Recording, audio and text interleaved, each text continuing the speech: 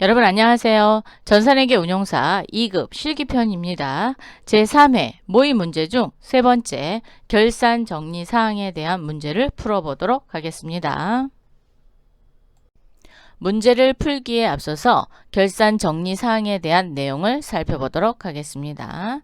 출제 범위는 수동결산, 자동결산으로 나누어서 보면 수동결산, 직접 일반 전표 입력에 입력하는 것을 이야기합니다. 수동결산을 하는 부분에는 손익의 정리 분계가 있어요. 자, 손익의 정리는 단기 비용과 단기 수익만 올해의 비용으로 인정을 해주고 차기분, 즉 내년도분에 대해서는 자산 처리하거나 부채 처리하는 걸 얘기합니다. 선급 비용은 비용을 미리 준 거죠. 즉 올해의 비용은 비용으로 처리하고 차기분은 자산인 선급비용으로 적립분계를 하는 걸 이야기하고요. 선수수익은 미리 받은 수익입니다. 그래서 부채에 해당이 되고요. 미수수익은 아직 받지 않은 수익입니다.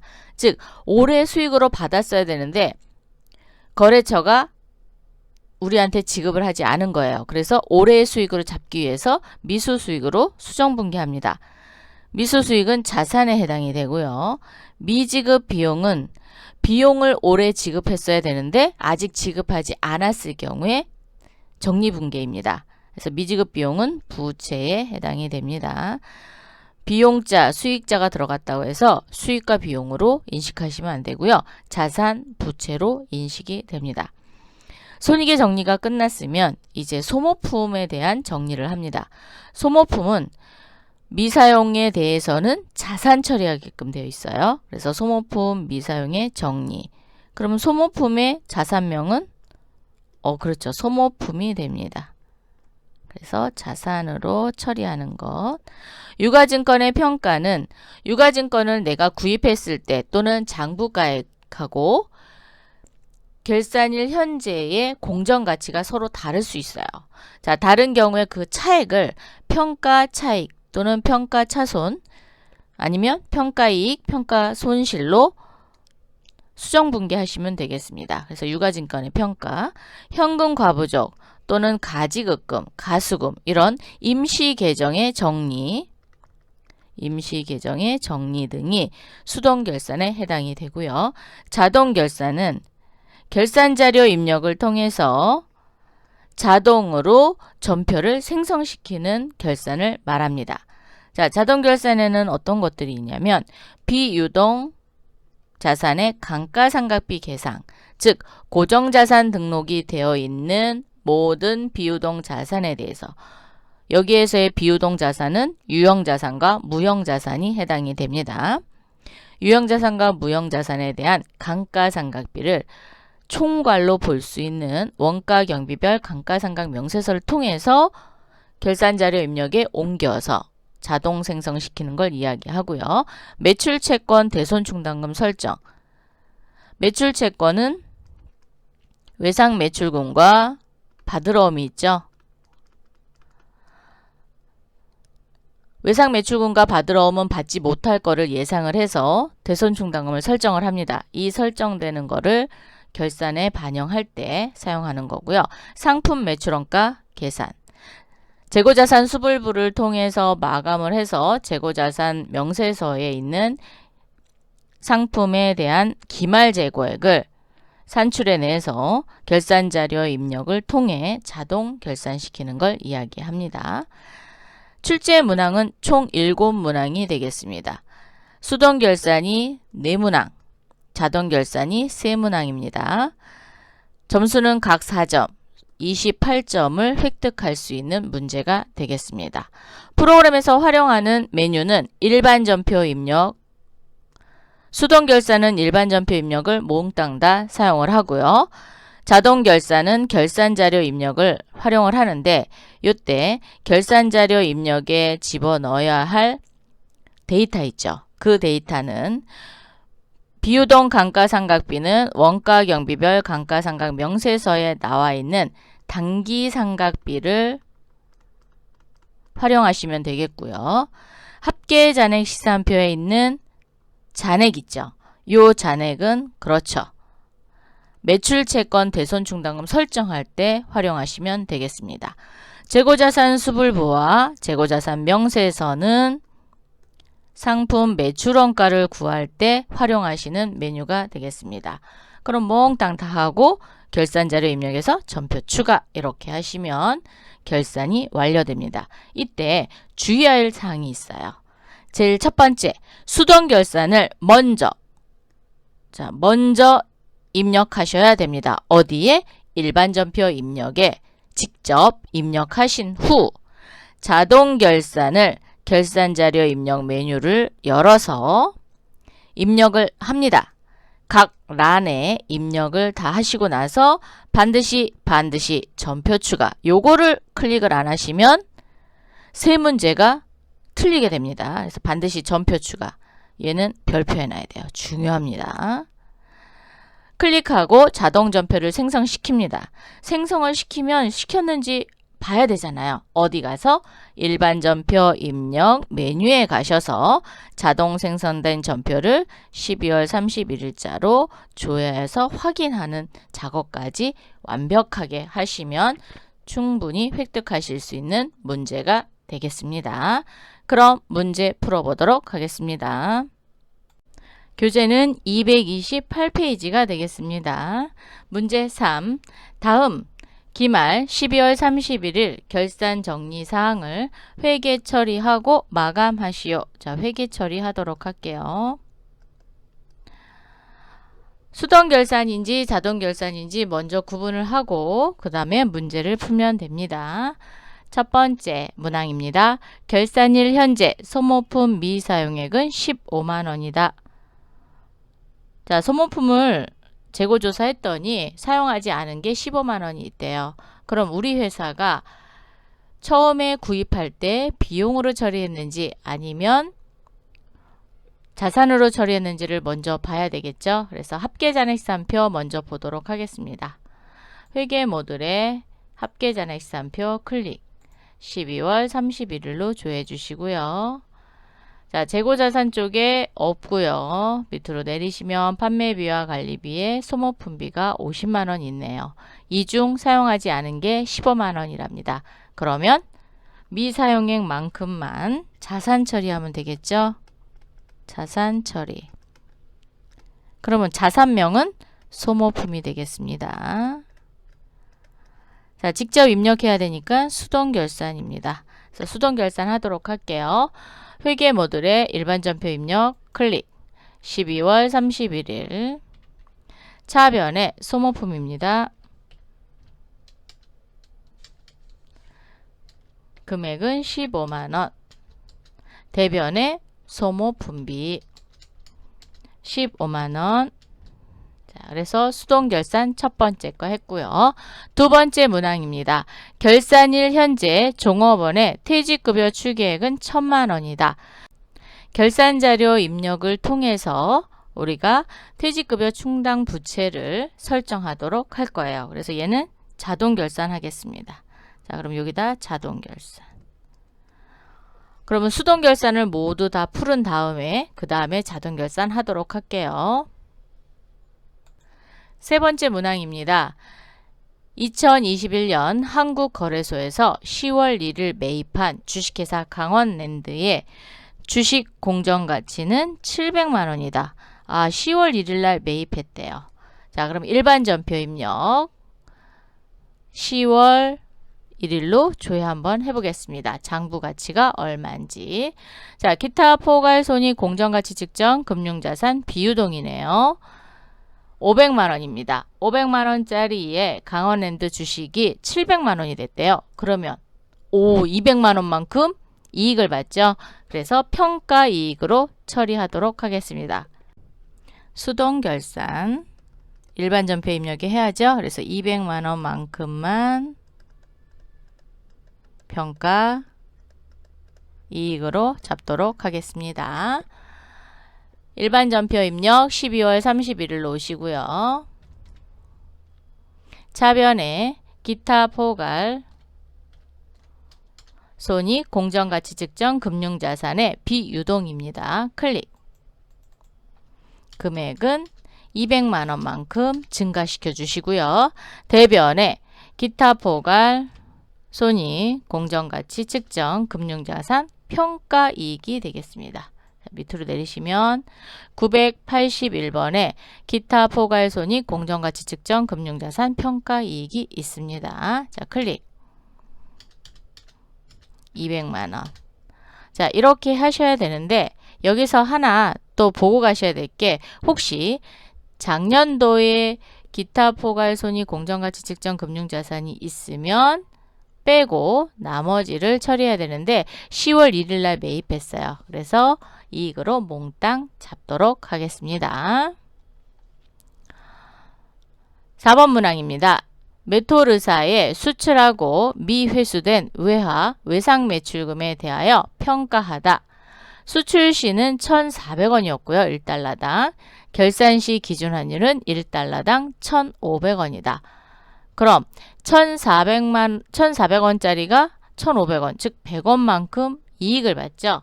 그래서 평가에 대한 이익이기 때문에 외화 환산 이익으로 처리하시면 될 것 같습니다. 멘토르사의 외상 매출금이 얼마인지를 어디 가서 보느냐?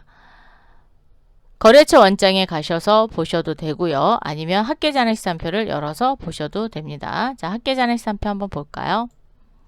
12월 31일 조회 외상 매출금 더블 클릭하셔서 멘토르사 1,540만 원이네요. 자, 또는 거래처 원장 한번 열어볼까요? 전체 메뉴 클릭하셔서 거래처 원창. 자, 마구 엔터 해주시고요. 외상 매출금 엔터. 멘토르사 1,540만 원이 되겠습니다. 요거에 대한 수출 시 환율은 1,400원이었고 결산 시 환율은 1,500원입니다. 그러면 계산을 해보면 1,540만 원을 나누기 1,400원을 하시면 몇 불이 되나요?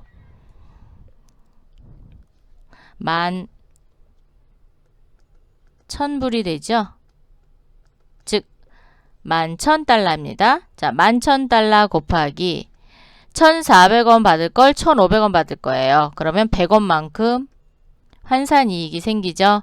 그러면 전체 금액은 110만원의 환산이익이 생깁니다. 환산이익.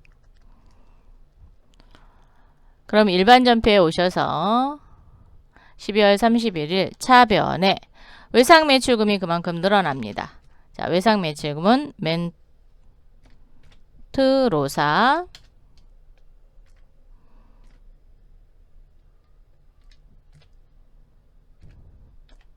멘토르사네요. 멘토르사 110만원 늘고요. 대변의 외화 환산이익입니다. 외화 환산이익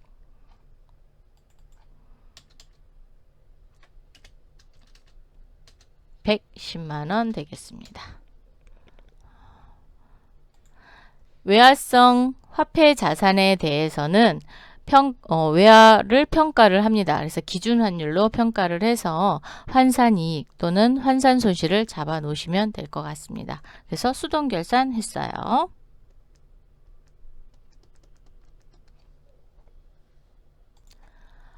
(5번) 문항과 (6번) 문항, (7번) 문항은 모두 다 자동 결산을 해야 되는 문제가 되겠습니다. 그래서 우리가 앞에서 자동 결산 하나 안 하고 온 거 있어요. 그거 먼저 해보도록 하겠습니다. 두 번째 문항, 결산일 현재 종업원의 퇴직급여 추계액은 1,000만 원이다.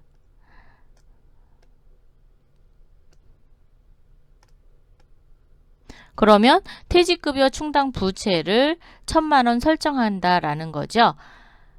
우리 회사에 퇴직급여 충당 부채가 있는지 없는지를 먼저 보고 올 겁니다. 그러면 합계잔액상표에서 회계 모듈에 합계잔액상표 클릭.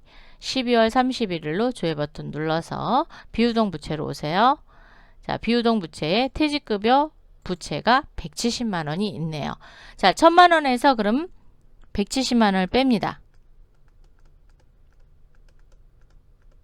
그러면 830만 원만큼만 설정하시면 되겠죠. 이 설정 금액을 회계 모듈에 결산자료 입력 클릭. 1월부터 12월까지 조회를 해주시고요. 상품 매출원가는 코드를 입력하지 않습니다. 확인. 판매비와 관리비 살짝 내리시면은 퇴직급여 전입액이라고 있습니다. 여기에 입력하시는 거예요. 반드시 퇴직급여 전입액에 넣으셔야 됩니다. 830만 원 입력해 주시고요.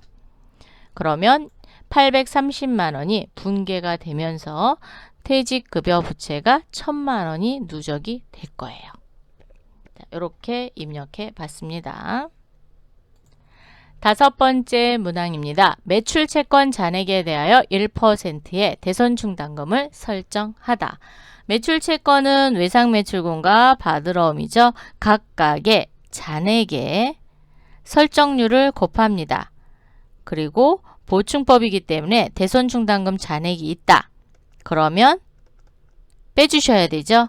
그리고 나서 설정액을 구한 다음에 이 설정액을 각 해당 란에 넣으시면 되겠습니다. 자, 그럼 합계잔액상표 한번 볼까요? 합계잔액상표 클릭. 12월 31일로 조회를 다시 한번 눌러보시면 여기 퇴직급여 부채에 아직 전표 추가를 하지 않았기 때문에 안 들어온 거예요. 전표 추가를 하면 여기가 1000만 원이 되실 겁니다. 외상매출금 잔액에 오니까 1억 7,380만 원이에요. 대손충당금 잔액은 50만 원이고요. 계산기를 열을 건데 잔액에다 놓으시고 오른쪽 마우스 눌러서 계산기 1억 7,380만 원 곱하기는 D입니다. 0.01 즉 1%는 0.01이잖아요. 그리고 빼기는 S입니다. 50만 원 빼주셔야 돼요.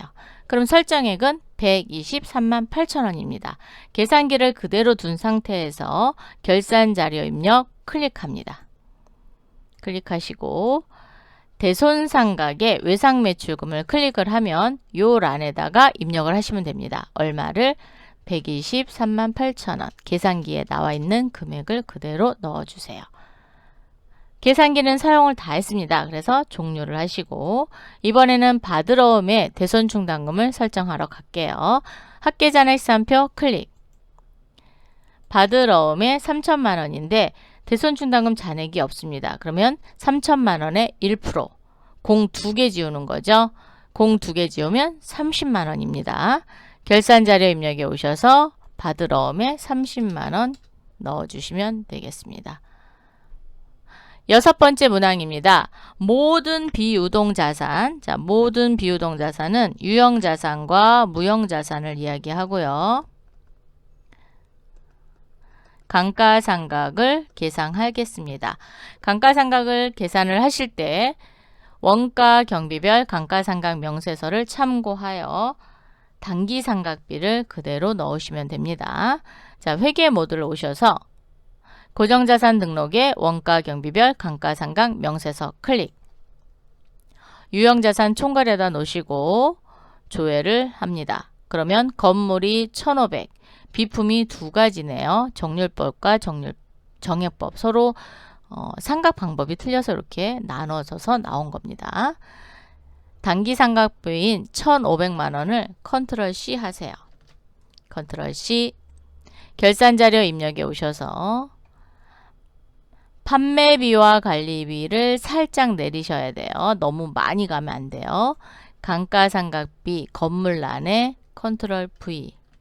조심하셔야 될 거는 영업 외 비용에 보면 조특법상 특별상각이 있습니다. 여기다 넣으시면 안 돼요. 그래서 판매비와 관리비 쪽에다 넣으셔야 된다라는 거 요것만 조심하시면 될 것 같습니다.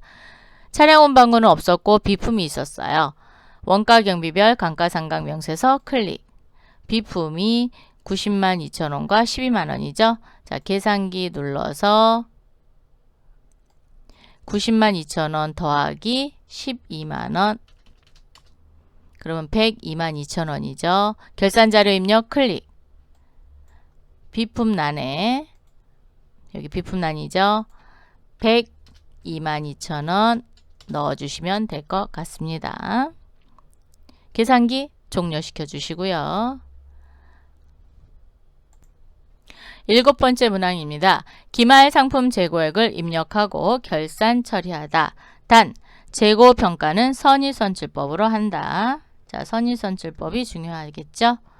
결산에 따른 기말 상품 재고액을 구하는 곳은 재고자산 수불부를 먼저 가서 마감하셔야 되고요. 그래서 마감 처리하고 금액을 전체적으로 자산별로 알아보려면 재고자산 명세서죠.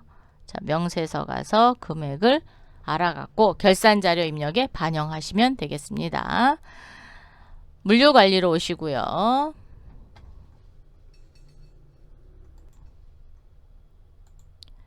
재고관리에 재고자산 수불부 클릭.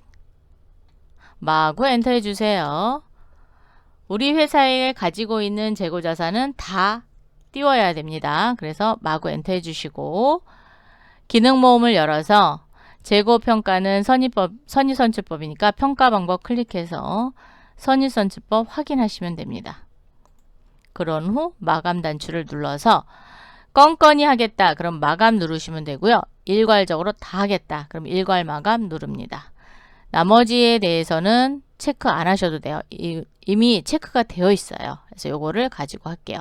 수량으로 하는 거고, 그리고 선의선출법의 기말재고액은 기말수량 곱하기 산출 단가거든요. 자, 확인. 이렇게 갤럭시 폰, 블랙베리 폰, 아이폰, 초콜릿 폰 다 마감이 됐습니다. 물류관리에 재고자산 명세서 클릭. 재고자산 명세서는 마감이 돼야지만 보이실 수 있어요. 자, 12월로 줘야 합니다. 자산별 합계에 오시면 1억 6,967만 5천원이 기말상품 재고액이 되겠습니다. 컨트롤 C.